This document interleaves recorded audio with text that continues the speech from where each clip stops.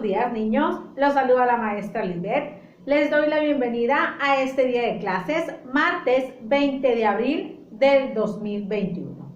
Me da mucho gusto estar de nuevo con ustedes en estas clases a distancia. Les pido de favor que pongan muchísima atención a todas mis explicaciones, ya que yo te las estoy mostrando para que tú puedas realizar tus actividades y puedas aprender día a día un poquito de conocimiento. El día de hoy trabajaremos con 3 materias. En la primera trabajaremos con tu materia de ciencias naturales y necesitarás tu guía y tu libro de ciencias. En la segunda trabajaremos con tu materia de español y solamente necesitarás tu libreta de español. En la tercera trabajaremos con tu materia de matemáticas y necesitarás tu libro de matemáticas 5. Por favor, reúne todo tu material para que no te distraigas y puedas concentrarte en escuchar el video y las explicaciones que yo te estoy mostrando. Te pido de favor que tus evidencias tengan tu nombre, fecha, título e instrucciones y que no te saltes nada de este video porque todo es importante para tu aprendizaje. ¿Sale? Bueno, prepárate, vamos a comenzar. Deseo que tengas un excelente día.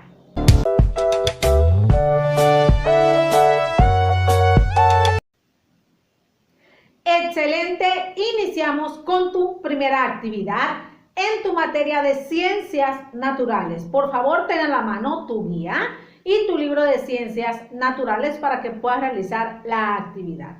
Te pido que pongas muchísima atención. El día de hoy vamos a estar trabajando y repasando el tema tipos de energía. El objetivo de la clase es que tú identifiques cuáles son los tipos de energía que existen, de dónde se obtienen, o sea, cuál es su fuente y cuál es el uso que nosotros le podemos dar.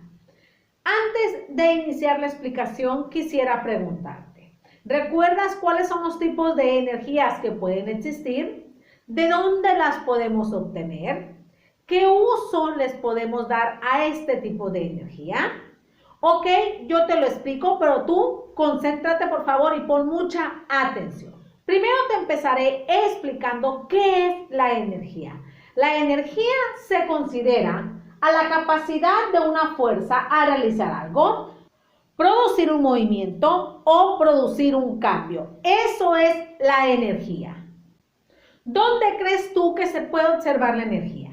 La energía la podemos observar en todas partes, ya sea en los paisajes, en los seres vivos, en el viento, en el agua, etc. Esa energía que nosotros percibimos está en todos lados. Como dice la ley de la conservación, la energía no se crea ni se destruye, solo se transforma.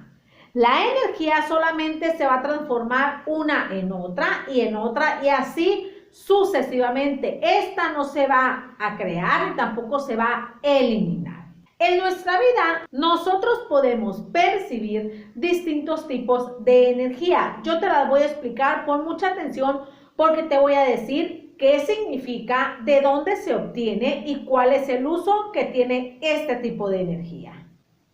La primera que vamos a explicar es la energía solar.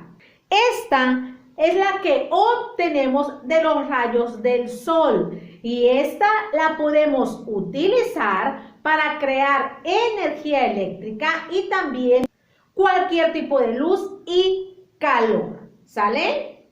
Esa es la primera. Recuerden que de donde se obtiene es la fuente de energía. No se me confundan en su actividad. La segunda que vamos a explicar es la eólica. Esta es la que obtenemos del viento y la podemos utilizar para crear energía eléctrica y movimiento. ¿Sale? Bueno, seguimos con los tipos de energía. La energía eléctrica. Esta la podemos obtener de plantas generadoras mediante cargas eléctricas. También del agua, del petróleo, del carbón, etc. Y la podemos utilizar en nuestra vida diaria para darle función a varios aparatos que tenemos en casa y fuera de ella. Seguimos con otro tipo de energía. Esta es la hidráulica o mecánica. Pongan mucha atención. Esta es la que obtenemos de las cascadas de agua. ¿Por qué? Porque son grandes cantidades de agua. Y esta la podemos utilizar para crear movimiento. Seguimos con estos tipos de energía, con la energía sonora. Esta es la que obtenemos de las vibraciones y del sonido. Y la podemos utilizar, vaya la redundancia, en producir sonido y movimiento.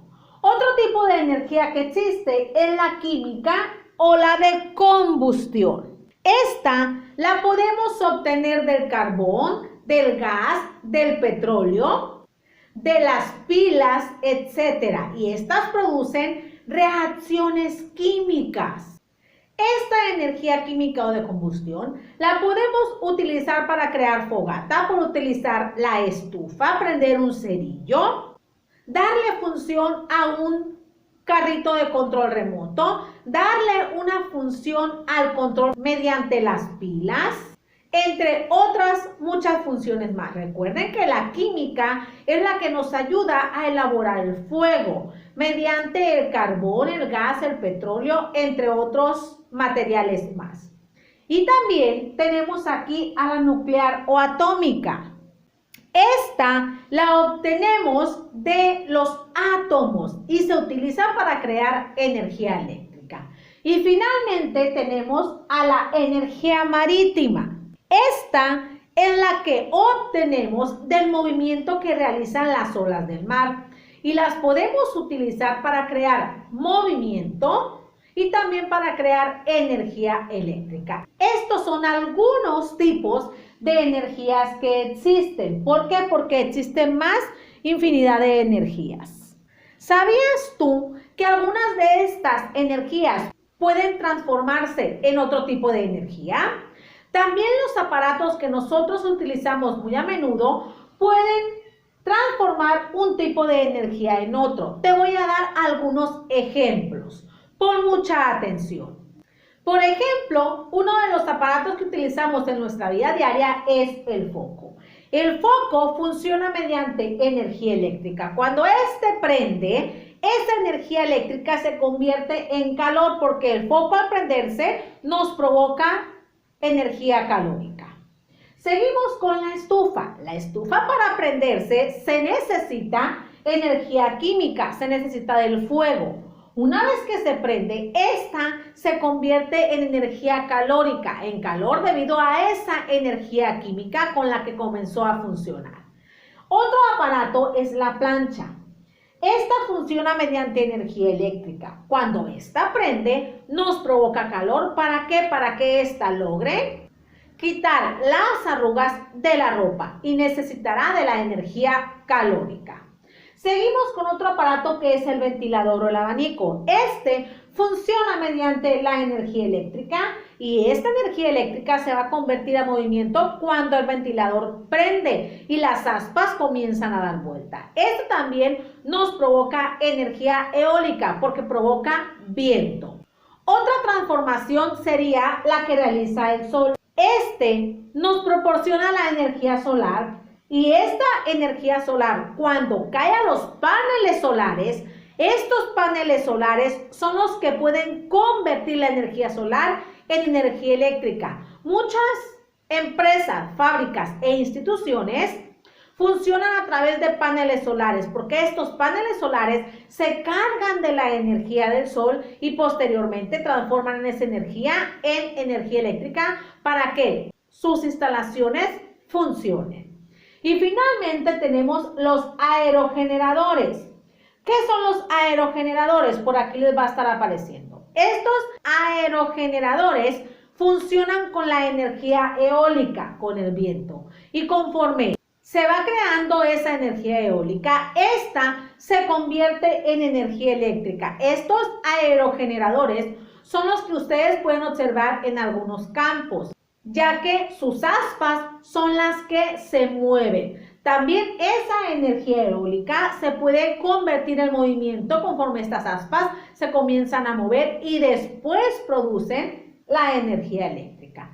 Esos son algunos ejemplos de cómo se pueden transformar unas energías en otras. Todas estas energías que les acabo de mencionar, algunas son renovables y otras son no renovables. ¿Qué significa eso? Que las renovables son las que se generan otra vez, son las que no se agotan, y las no renovables son las que no se van a regenerar y son las que sí se agotan. Las renovables son las que no contaminan y las no renovables son las que contaminan más al medio ambiente. Entre las energías renovables tenemos las siguientes: la energía solar, eólica, hidráulica o mecánica, sonora y marítima. Esas son las energías que contaminan menos el ambiente, y las renovables porque no se agotan. Y las no renovables son las que más contaminan, y las que sí se van a agotar son la energía eléctrica, la química o de combustión y la nuclear o atómica. ¿Sale? Por eso se diferencian las renovables y las no renovables. Ahora, niños, con esta explicación ya conocen ustedes los tipos de energía que podemos percibir en nuestro alrededor y cómo éstas se pueden convertir en otros tipos de energía. Espero que esta explicación te sirva para que puedas realizar la siguiente actividad. Pongan atención. Para que realices tu actividad, te ubicarás en tu guía Aplicados, página 207, y puedes apoyarte en tu libro de Ciencias Naturales, página 119. En el punto número 1, tienes que completar la tabla con las siguientes fuentes de energía: sonido, olas del mar, átomos, cascadas, sol y carbón, gas o petróleo. Observa el ejemplo. Tienes que colocar de dónde se obtiene cada una de esas energías con las palabras que te mencioné. En el punto número 2 vas a leer la información y vas a relacionar los textos con cada una de las imágenes, según sea la transformación de la energía. Tómate el tiempo que tú requieras para que realices esta actividad. Una vez que la termines, nos pasaremos a tu actividad número 2.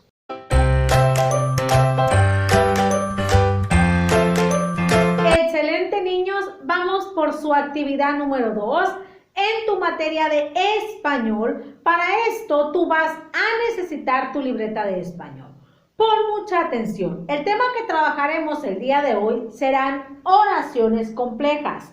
El objetivo de la clase es que tú identifiques qué diferencia hay entre oraciones simples y complejas, así como también qué elementos debe de tener la oración compleja y también la identificación de los nexos. Ese es el objetivo de la clase. Antes de iniciar, quisiera realizarte algunas preguntas. ¿Qué es una oración? ¿Qué es el sujeto? ¿Qué es el verbo y qué es el predicado? ¿Qué son los nexos? Muy bien, concéntrate porque yo te lo explico. Primero iniciaremos con explicar qué es una oración simple. Una oración simple es aquella que nos expresa una predicación. Los elementos principales de la oración simple son los siguientes: el sujeto, el verbo y el predicado. El sujeto es de quien se habla, ya sea una persona, un objeto, un animal. El verbo es lo que hace el sujeto, las acciones. Si brinca, si come, si salta, recorta, juega, canta, etc. Y el predicado es lo que sobra de la oración, es el complemento. Un ejemplo de oración simple es la siguiente: mi mamá come sopa. ¿Cuál es el sujeto aquí? Mi mamá, porque es de quien se habla. ¿Cuál es el verbo? ¿Qué hace la mamá? Come. Y el complemento, lo que sobra, es sopa, por lo tanto, ese es el predicado. Esos son los elementos de la oración simple y su definición. A diferencia de esta, ¿qué es una oración compleja? La oración compleja es la oración que está formada por dos oraciones: una oración principal y una oración subordinada. ¿Qué quiere decir? Que la oración principal va a ser la primera oración que aparezca en estas oraciones complejas. Y la oración subordinada es la que va a depender de la oración principal. Ahorita, para que lo entiendan mejor, les voy a dar ejemplos. Entonces, las oraciones complejas están construidas por dos oraciones. A una se le llama principal y a otra se le llama subordinada. Estas oraciones principales y subordinadas van a estar separadas por nexos. Es otro elemento más de las oraciones complejas. ¿Qué son los nexos o para qué nos van a servir los nexos en las oraciones complejas? Estos nos van a ayudar a separar la oración principal y la oración subordinada. O nos van a ayudar a unir las dos oraciones, tanto la principal como la subordinada. Podemos encontrar nosotros distintos tipos de nexos. Entre ellos tenemos los temporales. ¿Qué son los temporales? Son los que nos van a proporcionar el tiempo en el que sucedieron las cosas. Nos van a ayudar a ordenar esas oraciones. Ejemplos de nexos temporales son los siguientes: después, mientras, tan pronto y enseguida. Recuerden que el nexo va a estar en el medio de las oraciones complejas, separando la oración principal y la oración subordinada. Otro ejemplo de nexos son los causales. Estos nos van a ayudar a unir la causa y la consecuencia. La causa son las acciones y la consecuencia es el resultado de esas acciones. Ejemplos de nexos causales pueden ser por lo que, por lo cual, a consecuencia de, puesto que. Y otros tipos de nexos que podemos encontrar son los de modo. Nos van a expresar el modo o la forma en que sucedieron las cosas. ¿Cuáles son los nexos de modo que podemos encontrar? Como, según, tal como o conforme. Son algunos ejemplos. Recuerden que estos nexos nos van a ayudar a unir la oración principal y la oración subordinada. Tienen que aparecer en el medio de la oración compleja, ¿sale? ¿Hasta ahí vamos bien? Hasta ahorita llevamos tres elementos de la oración compleja. El primero es la oración principal, el segundo es la oración subordinada y el tercero son los nexos. El cuarto elemento que nosotros vamos a encontrar en la oración compleja son los verbos. ¿Qué son los verbos? Es lo que hace el sujeto. Son las acciones, si brinca, si salta, si recorta, si come, si canta, etc.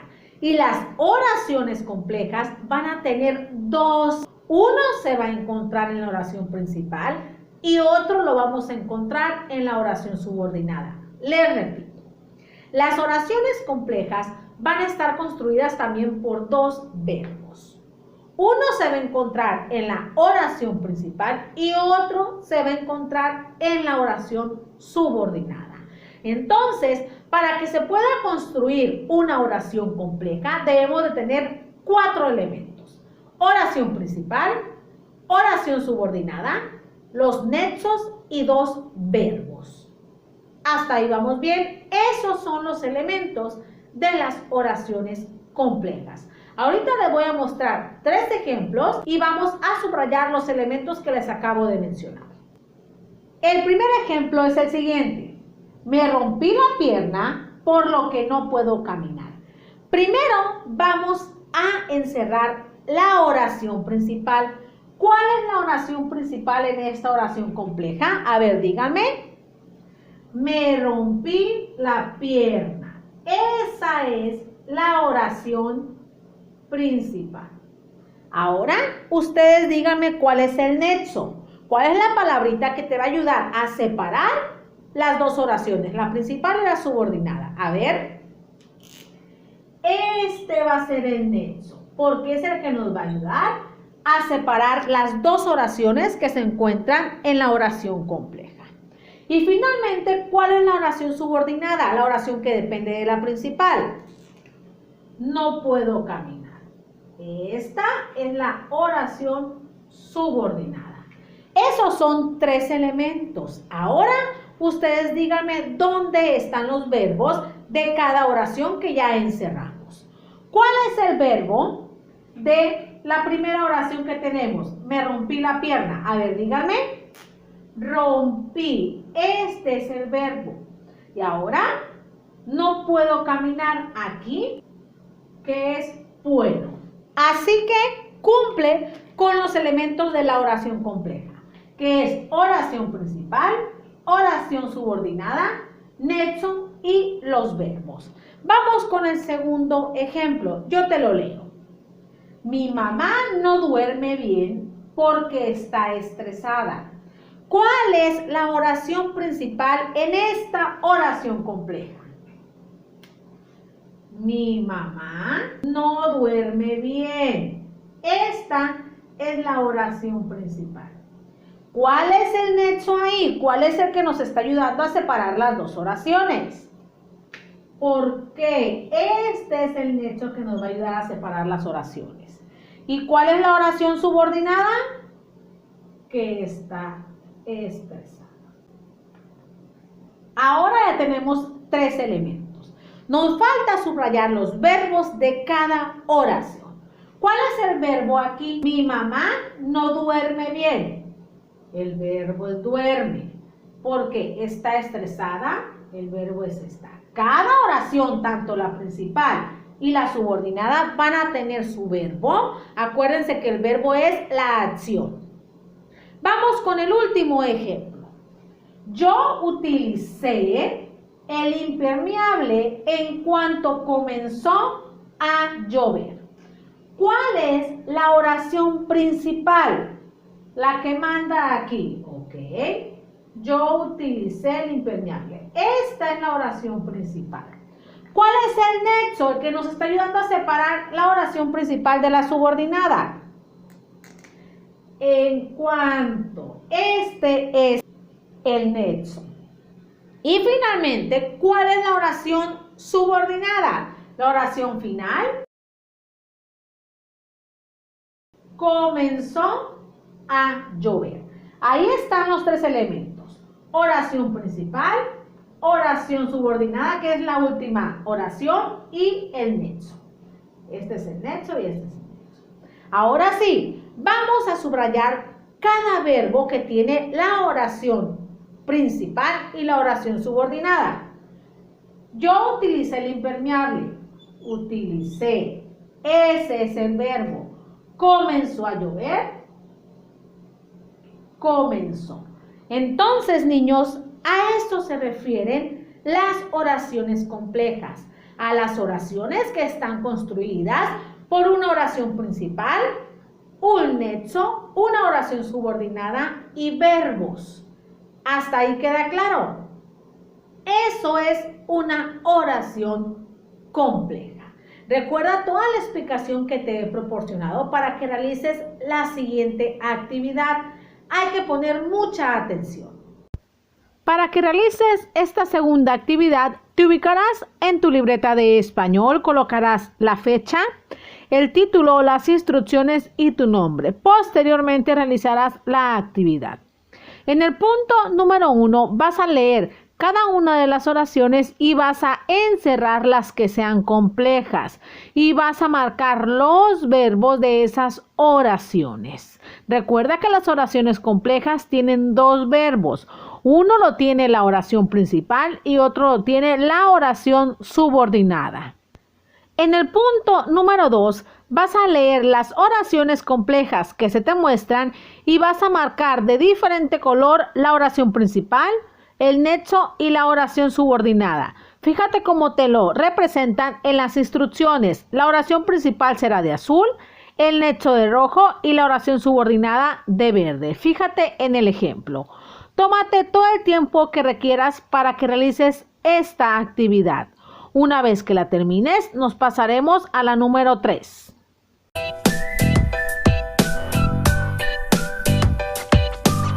Excelente, niños, vamos por su tercera actividad y última en su materia de matemáticas con el tema sumas y restas con cálculo mental. Para esto tú vas a necesitar tu libro de matemáticas 5, así que reúne este material para que no te me distraigas. En esta ocasión estaremos trabajando sumas y restas con cálculo mental en cuanto a fracciones con el método de equivalencias y a las sumas y restas de números decimales. Recuerda que los números decimales son los números que tienen tres elementos, una parte entera, una parte decimal y un punto decimal que divide a estas dos partes. Recuerda que una fracción es cuando vas a dividir un todo, una cantidad o una figura en partes iguales. Para esto vas a necesitar un numerador y un denominador. El numerador es la parte que tú vas a tomar y el denominador son las partes en que tú vas a dividir ese todo, esa figura o esa cantidad. Primero, iniciaré recordándote cómo puedes realizar sumas y restas con cálculo mental en cuanto a números decimales. Tú en tu actividad te vas a encontrar sumas y restas como te las muestro a continuación. Cuando te encuentres una suma y una resta de este tipo, tú lo único que vas a hacer es acomodar tus números, el mayor arriba y el menor abajo, y después realizarás la operación sea suma o sea resta. Cuando un número esté más corto que otro, recuerda que tú puedes completar el número más corto agregándole ceros. ¿Por qué? Porque el cero te va a ayudar a que ambos números tengan las mismas cifras. ¿Sale?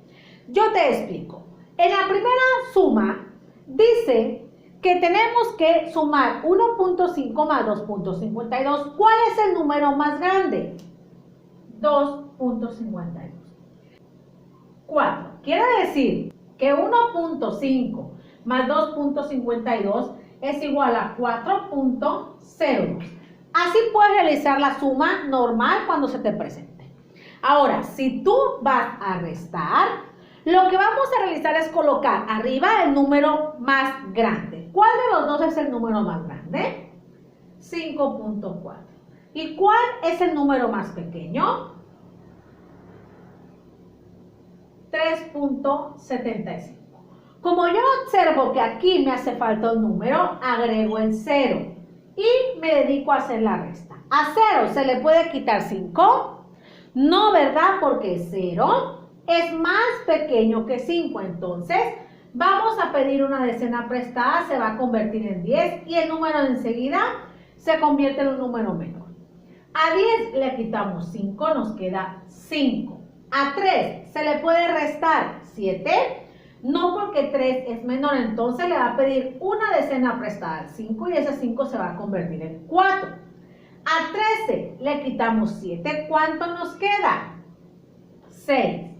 Le colocamos el punto que es bajarlo. 4 menos 3, 1. Quiere decir que 5.4 menos 3.75 es igual a 1.65. Hasta ahí vamos bien con estas sumas y restas de números decimales. Así vas a calcular tú cuando te encuentres estas sumas y estas restas. Ahora, cuando tú te encuentres sumas o restas así, fíjate bien lo que vas a realizar. Con una sola operación, nosotros tenemos que encontrar el número que hace falta. Dice aquí que 2.2 menos un número, como resultado nos tiene que dar 1. ¿Cómo le podemos hacer para calcular el número que nos hace falta? Con solo restar los números que yo tengo, tú vas a poder llegar al resultado. Primero voy a colocar el número más grande y le voy a restar el número más pequeño. Como 1 no es decimal, yo lo voy a convertir a decimal agregando un 0. ¿Sale? Entonces, 2 le quito 0, se baja el 2. Se baja el punto decimal. A 2 le quitamos 1, nos queda 1. Quiere decir que 2.2 menos 1.2, el resultado es 1. Así ustedes van a calcular el valor faltante cuando se encuentren restas como la que resolvimos. También ustedes se van a llegar a encontrar estas sumas incompletas. Para llegar al resultado, solamente vamos a realizar una sola operación que es restar. Restar el número más grande menos el más pequeño para encontrar el número que me hace falta. Quiere decir que voy a restar 1 menos 0.25. Como 1 no es decimal, yo lo convierto a decimal agregando los ceros que yo tenga que agregar para que estén con las mismas cifras. Ustedes me dirán, maestra, pero esta es una suma. Sí, aunque sea suma, para calcular el número que me haga falta en una suma como esta, tengo que restar los dos números que ya tengo en la operación. Realizamos la resta. A 0 no se le puede quitar 5. Entonces le vamos a pedir una decena prestada al 0. 10 menos 5, 5. Este 0, para poderle restar 2, también tiene que pedir una decena y se convierte en 10. Pero como le prestó a su compañero enseguida, se queda el 9. A 9 le quitamos 2, me queda 7. Se pone el punto decimal o se baja el punto decimal. Este 1 se convirtió en 0 porque su única decena se la prestó al 0. Entonces, quiere decir que 0.25 más 0.75 es igual a 1. Así resolverán las operaciones cuando se encuentren sumas y restas como les acabo de mostrar. Ahora paso a explicarles las sumas y restas de fracciones con el método de equivalencias. En este método, lo primero que yo voy a realizar es sacar la fracción con el denominador mayor y colocarla en el lugar que le corresponde. Lo segundo que yo voy a hacer es convertir este denominador en 12, igualarlo al denominador que ya tengo. 6 por cuánto me da 12, 6 por 2. Quiere decir que toda la fracción la voy a multiplicar por 2. 6 por 2, 12. 5 por 2, 10. Y al final los denominadores los paso igualitos y los numeradores los sumo. Esto es igual a un entero. Así lo van a realizar. Ahora paso a las restas. Lo primero que voy a realizar yo es sacar la fracción con el denominador más grande y colocarla en su lugar.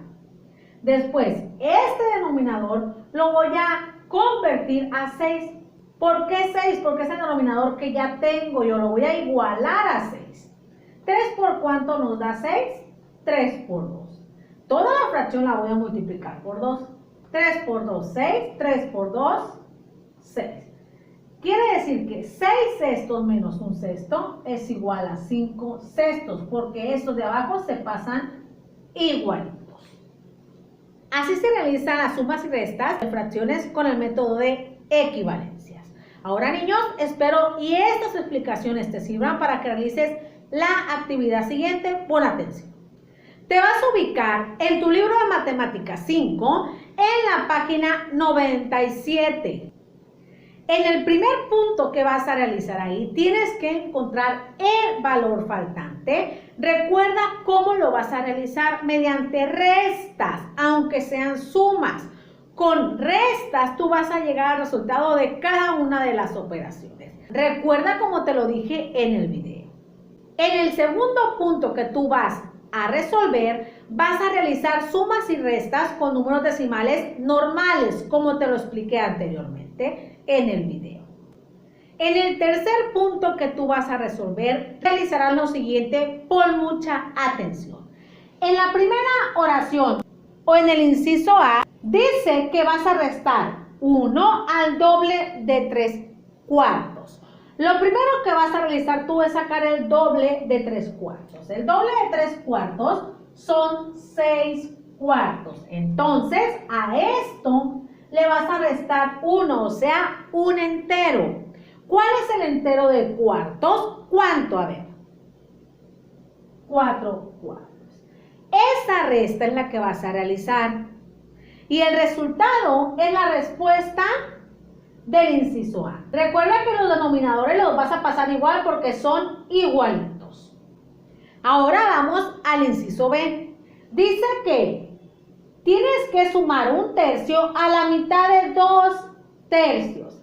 La mitad de 2/3 es 1/3. Entonces, a esto le vas a sumar 1/3. Esa es la suma que vas a realizar en el inciso B y la respuesta la vas a colocar enseguidita. Recuerda que cuando el denominador es igual, se va a pasar igual, solamente se suman los numeradores. Ahora vamos con el inciso C. Suma 3 al doble de 1.25. Primero, tienes que sacar el doble de 1.25. Puede ser suma o puede ser multiplicación. Cuando ya tengas el resultado, a ese resultado le vas a sumar 3 y esa será tu respuesta. En el inciso D nos piden lo siguiente: resta 0.25 a la mitad de 4.5. ¿Cuánto es la mitad de 4.5?